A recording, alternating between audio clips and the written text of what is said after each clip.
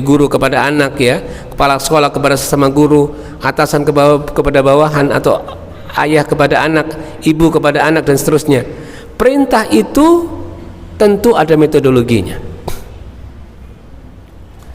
Nah, ini luar biasa yang Allah sampaikan kepada kita sekalian, ya, perintah tentang puasa ini. Kutiba alaikumusiyam kama kutiba alal ladzina min qablikum la'allakum tattaqun. Ujung daripada puasa itu adalah membentuk takwa.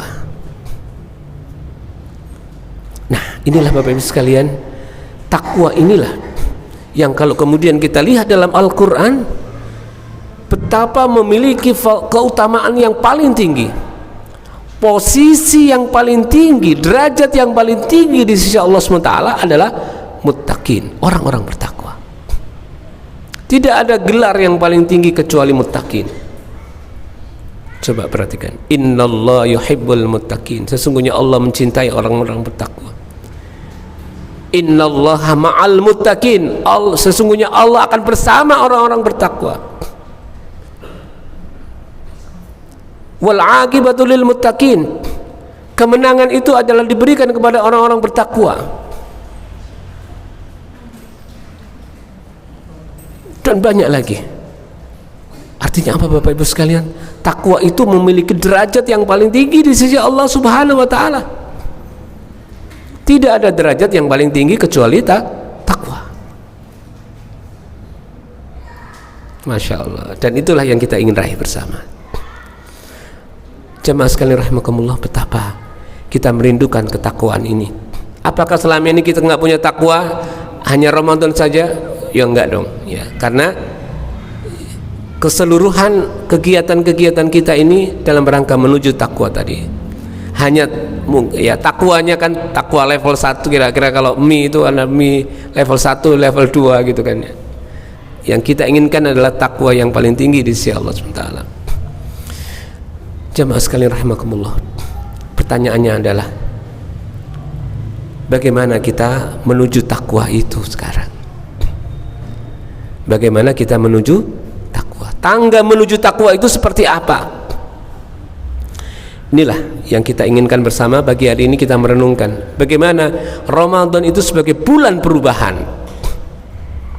Bulan perubahan. Apakah sekarang kita tidak berubah? Berubah. Tetapi Ramadan kita inginkan perubahan yang luar biasa lagi. Bapak Ibu jamaah sekalian rahimakumullah, yang pertama perubahan itu adalah perubahan pada diri kita. Perubahan pada diri. Kenapa demikian? Karena tidak mungkin kita akan melakukan perubahan yang lebih besar kalau tidak diawali dari perubahan dari diri kita. Tidak mungkin. Maka nonsen kita akan melakukan, ayo kita melakukan perubahan bangsa dan negara ini, tapi dirinya tidak menjadi teladan. Kita berantas korupsi macam-macam, ternyata dirinya belum menjadi teladan. Bagaimana memulainya? Tidak mungkin.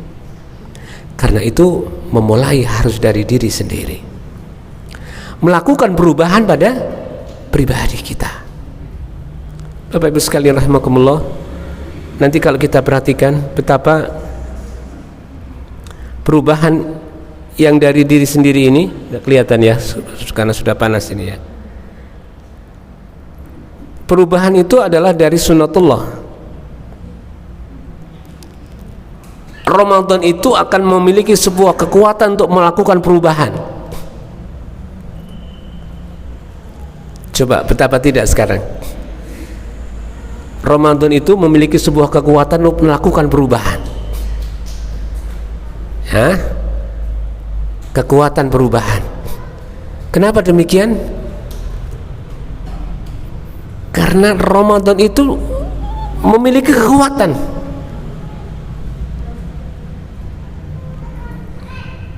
Contoh kecil ya,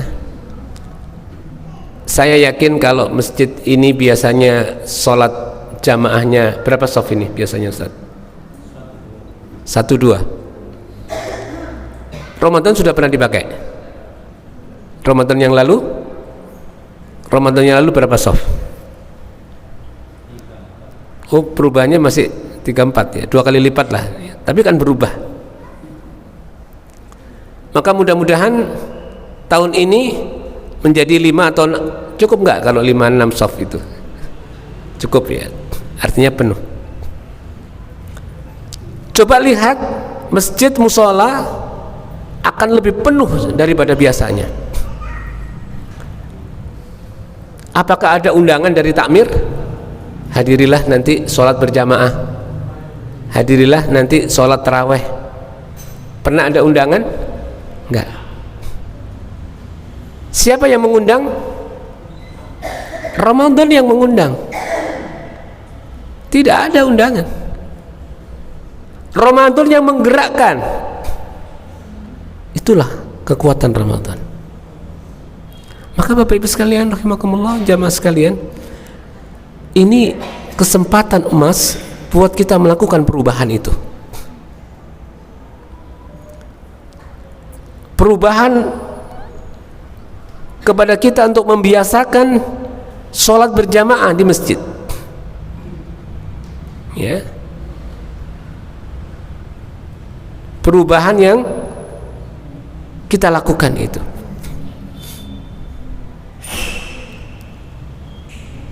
Bapak Ibu sekalian, di dalam Ramadan juga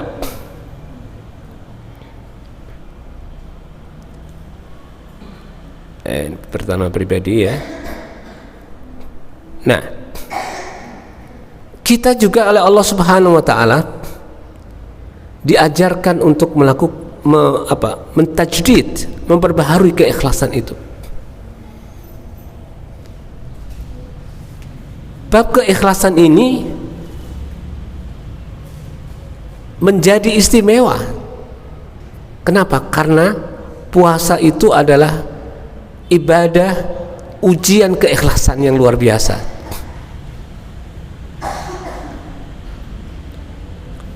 Kenapa demikian? Karena amalan puasa ini hanya kita sama Allah saja yang tahu. Nanti pahalanya pun akan spesial.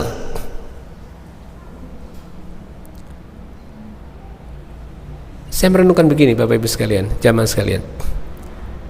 Kira-kira kalau kita sehabis sahur kemudian menjelang zuhur kok nggak kuat gitu ya, kok lapar rasanya,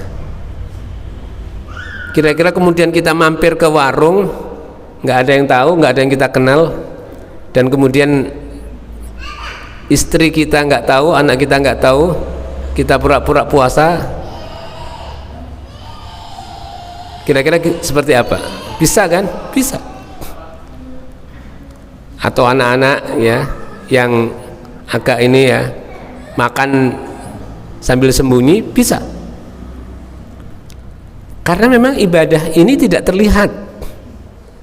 Sholat terlihat, ibadah haji terlihat gitu kan ya. Tapi puasa bisa kita sembunyi. Nah, inilah ujian keikhlasan itu. Apakah benar-benar kita lakukan puasa ini dengan benar, menjadi keikhlasan kita hanya kepada Allah Subhanahu wa taala, atau kemudian ada tujuan-tujuan yang lain. Nah, mudah-mudahan kemudian keikhlasan kita semakin kokoh. Masya Allah ya. Biarlah orang tidak melihat amal-amal kita, yang penting kita ikhlas kita, karena ini perintah dari Allah Subhanahu wa taala. Allah sendiri yang akan memberi pahala nanti. Kullu amali ibni Adam, bahwa seluruh amal-amal ibni Adam itu sesungguhnya untuk dirinya, illa siyam, kecuali puasa. Fa innahu li, puasa itu adalah untukku. Ini amalan yang demikian istimewanya. Karena itu Bapak Ibu sekalian, ayo kita siapkan maknawiyah kita tadi itu, agar kemudian ya, keikhlasan kita tajdid, kita perbaharui kembali, dan mudah-mudahan itu nanti akan membuahkan kekuatan insyaallah. Kemudian Bapak Ibu sekalian, nggak kelihatan ya, di samping keikhlasan kita kepada Allah Subhanahu wa taala, ada keistimewaan-keistimewaan yang lain.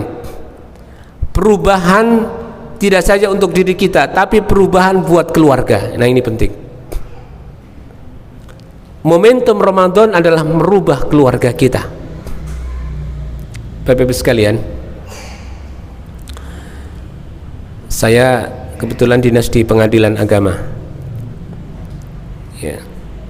Bapak Ibu tahulah, pekerjaan pengadilan agama itu adalah mengurusi orang-orang yang bermasalah rumah tangganya. Alhamdulillah, sepengamatan saya, Ramadan itu angka perceraian menurun. Barangkali gencatan senjata terlebih dahulu gitu ya. Ya, biasanya konflik ini menjelang Ramadan, kita gencatan senjata dulu, kita lanjutkan nanti setelah Ramadan. Janganlah ya. Jadi sampai urusan cerai pun menurun. Maknanya apa Bapak Ibu? Mudah-mudahan dengan Ramadan itu keluarga kita akan semakin sakinah mawaddah warahmah.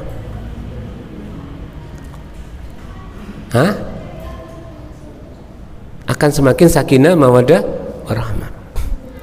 Bapak Ibu sekalian, persoalan rumah tangga tidak bisa kita, nggak mungkin yang hadir ini ya nggak pernah ada masalah gitu ya dalam rumah tangganya, mesti ada masalah, baik kecil, menengah atau berat. Disitulah kemudian pentingnya kita memiliki manajemen untuk mencari solusi dalam rumah tangga itu. Ketika kita tidak memiliki manajemen solusi, bahaya ini, bahaya.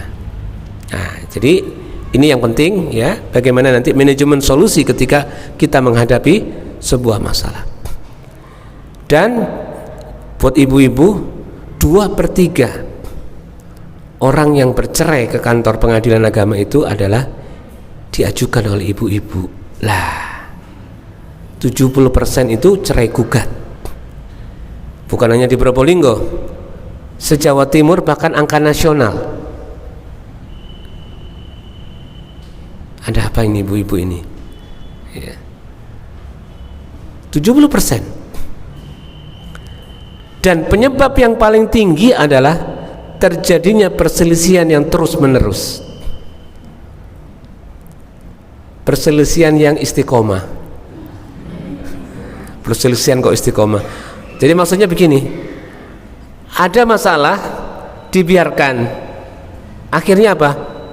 Terus kecil tapi menggumpal, akhirnya menjadi besar.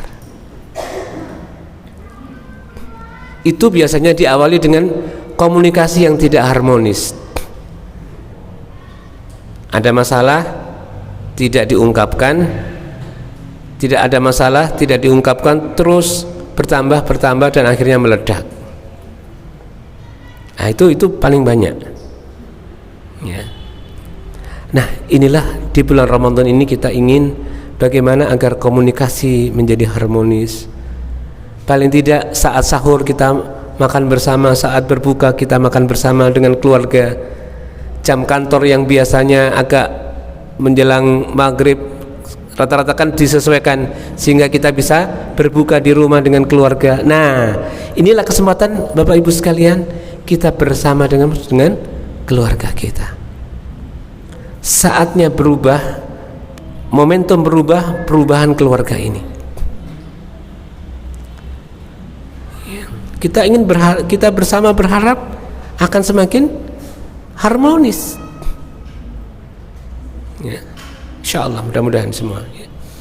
Kita berdoa, kalaupun ada masalah bisa kita komunikasikan, kita selesaikan insyaallah. Bapak Ibu sekalian, perubahan dalam keluarga ini kita awali dengan perubahan dalam diri tadi itu. Suami berubah, istri berubah, anak pun berubah. Ingat, Allah sampaikan kepada kita sekalian, ya ayyuhalladzina amanu qu anfusakum wa ahlikum nara.